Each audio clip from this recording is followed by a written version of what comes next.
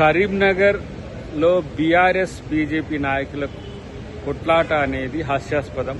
కొట్టుకోకండి.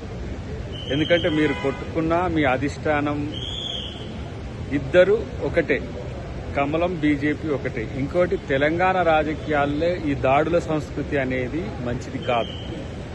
రాజకీయాల్లో ప్రజాస్వామ్యయుతంగా వ్యవహరించడం, ప్రజాస్వామ్యయుతంగా మాట్లాడుకోవడం అనేది ఉండాలి తప్పితే ఇలాంటిది దాడులు అనేది అప్రజాస్వామికం. దీన్ని ప్రభుత్వం కూడా సహించదు. అన్నిటికంటే ముఖ్యంగా ఎందుకు పనికిరాని కొట్లాట, పనిలేని కొట్లాట. ఇది తెలంగాణ రాజకీయాలని హీటెక్కించడానికి, మీరేదో వేరువేరని చెప్పుకోవడానికి ఉపయోగపడే కొట్లాట తప్పితే దీంతో లాభం లేదు.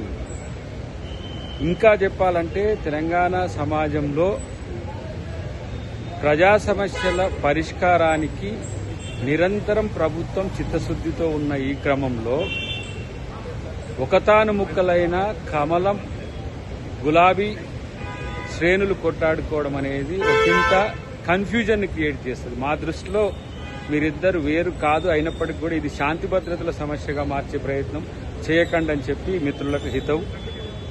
ఎంతైనా అందరూ ప్రజల కోసం పోరాడే వాళ్ళే తప్పితే ప్రజల కోసం కొట్టాడుకోవాల్సిన అవసరం లేదు. ప్రజాకోణం ఎప్పుడు కూడా శాంతియుత పరిష్కారం ఉండాలి తప్పితే ఇలాంటి భౌతిక దాడులని మంచిది కావద్దని చెప్పి ఇద్దరికి బీజేపీ మిత్రులకు, బీఆర్ఎస్ మిత్రులకు తెలియజేస్తున్నారు.